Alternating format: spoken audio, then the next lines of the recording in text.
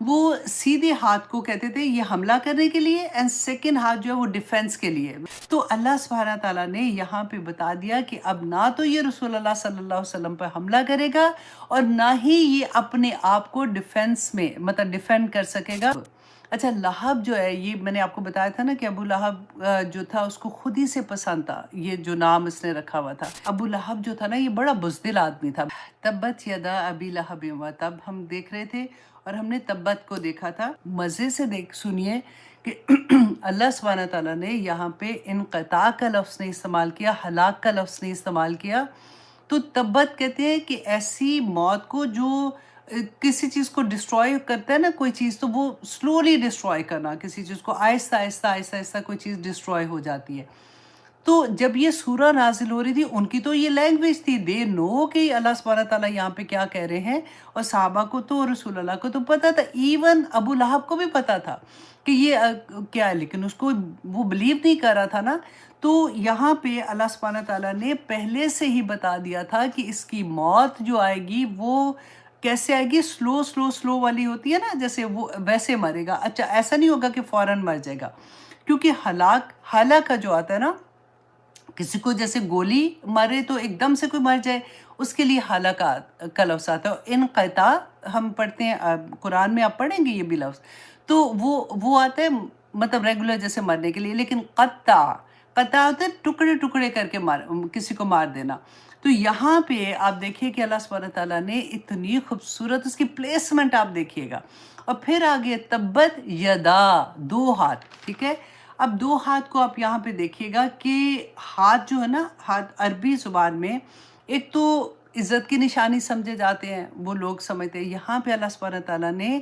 تبت یدا کہہ کے ایک بددعا کی طرح سے اس کو لیا کہ دیکھو تمہارے دونوں ہاتھ، دیکھیں ہم جیسے کہتے ہیں نا، قرآن میں آتا ہے کہ بینا یدئی، کہ دونوں ہاتھوں کے درمیان، تو جب آپ دونوں ہاتھ ایسے کرتے ہو تو اندر بیچ میں کون ہوتا ہے؟ اپنا سیلف ہوتا ہے نا، اپنا آپ ہوتا ہے۔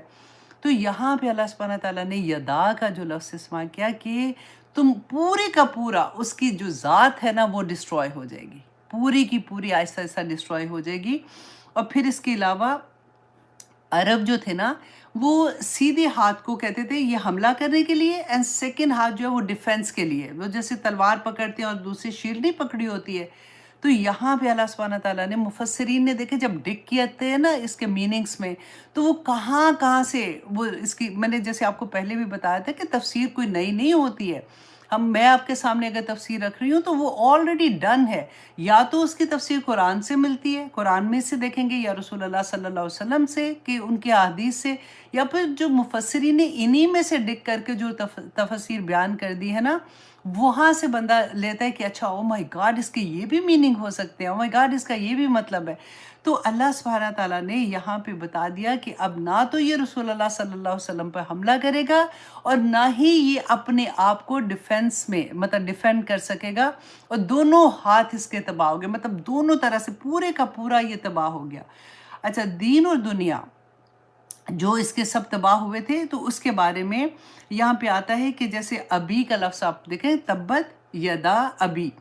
اب قرآن پاک میں بہت جگہ پہ دیکھیں گے ابا، ابی، ابو کا لفظ آتا ہے، جیسے ابا اس کے لیے آتا ہے ابو بکر کے لیے نا، ابو بکر آتا ہے، ابا بکر آتا ہے، ابی بکر بھی آئے گا، تو ہم یوزلی کنفیوز ہو جاتے ہیں کہ اچھا یہ تو پہلے یہ ورڈ آیا تھا۔ یہ جو کنسٹرکشن ہوتی ہے نا سینٹنس کی، اس کے مطابق ہے کہ کہاں پہ زبر زیر پیش کی جو کنسٹرکشن ہوتی ہے نا، کہ کہاں پہ نصب ہے، کہاں پہ اس کو کون سی حالت اس کی لفظ کی بیان کی جاتی ہے۔ تو یہاں پہ ابھی جو لفظ آتا ہے وہ اس لیے آتا ہے، تو اور جو ابھی لہب، اچھا لہب جو ہے، یہ میں نے آپ کو بتایا تھا نا کہ ابو لہب جو تھا اس کو خود ہی سے پسند تھا یہ جو نام اس نے رکھا ہوا تھا۔ تو اللہ سبحانہ تعالیٰ نے اسی نام کو یہاں پہ استعمال کیا کہ وہ جو شعلہ، وہ کہتے تھے نا اتنا خوبصورت تھا کہ اس کی گالیں کہتے تھے جیسے شعلہ ہوتا ہے نا، آگ، سرخ رنگ کی آگ، بڑی خوبصورتی کی نشانی ہوتی ہے نا، اور جتنی سرخ ہوتی ہے اتنی زیادہ وہ گرم بھی ہوتی ہے۔ تو اللہ سبحانہ تعالیٰ نے یہاں پہ کہا کہ وہ آگ جو دوزخ کی آگ ہے نا، اس کے ساتھ اس کی مشابہت کی کہ تبت یدا ابی لہب و تب۔ اچھا، پہلا اس میں دو مفسرین نے کہا کہ اس میں بددعا تھی، جو تبت یدا ابی لہب، یہ بددعا تھی، و تب جو تھی نا یہ خبر ہے کہ اللہ سبحانہ تعالیٰ نے بتا دیا کہ اس کی موت کیسے آئے گی۔ اور اب یہ تھا کہ ابو لہب جو تھا نا، یہ بڑا بزدل آدمی تھا بیسیکلی، جیسے ابو جہل کے بارے میں آتا ہے نا، یہ وہ بہادر تھا، یہ بڑا بزدل تھا۔ جیسے ہی اس کو پتہ چلا، جب بدر کے لیے جانا تھا، جنگ کے لیے نکلنا تھا، تو اس نے کیا کیا کہ ابو جہل کا ایک بھائی تھا، اس کو انہوں نے کچھ پیسے دیے ہوئے تھے، تو اس کے پاس گیا، تو اس کو کہتے ہیں کہ دیکھو تم میری جگہ پہ تم جاؤ، جنگ کے لیے جاؤ، کیونکہ اس زمانے میں یہ ہوتا تھا نا کہ سارے جاتے تھے، سردار تھے جو، وہ تو آگے لیڈ کر رہے ہوتے تھے۔ تو اس نے اس کو جا کے کہا کہ میں تمہیں معاف کر دوں گا، تم بہادر ہو تو تم یوں کرو کہ تم میری جگہ پہ چلے جاؤ۔ اس نے کہا ٹھیک ہے، تو انہوں نے اس کے وہ پیسے معاف کر دیے، تو اس کو اپنی جگہ پہ بھیج دیا۔ اب کیا ہوا، جب بدر کی جنگ میں یہ خبر آئی نا کہ وہاں پہ 70 ان کے جو لوگ تھے وہ مارے گئے تھے، اور بڑے بڑے سردار مارے گئے تھے، اور 70 لوگوں کو وہ قیدی بنا کے لے کے گئے تھے۔ تو جیسے ہی اس کو یہ پتہ چلا نا، تو یہ کیا کہ حضرت عباس جو تھے، رسول اللہ صلی اللہ علیہ وسلم کے چچا تھے، وہ بھی مسلمان نہیں ہوئے تھے، تو یہ بدر میں یہ قیدی بن کے آئے تھے۔ آپ کو یاد ہے عبداللہ بن ابی کا واقعہ، میں نے آپ کو بتایا تھا کہ انہوں نے قمیض جو رسول اللہ صلی اللہ علیہ وسلم سے مانگی تھی، کہ جب ان کی ڈیتھ ہوئی تھی تو ان کا بیٹا آیا تھا، تو اکثر وہ صحابہ کہتے تھے کہ مطلب اتنا بڑا یہ منافق تھا، تو پھر بھی رسول اللہ صلی اللہ علیہ وسلم نے، ان کا بیٹا بہت نیک بندہ تھا، تو اس کے کہنے پہ اپنی قمیض اتار کے دے دی تھی، تو انہوں نے کہا کہ یہ وہ میں پوری کر رہا ہوں جو، کیونکہ حضرت عباس لمبے خوبصورت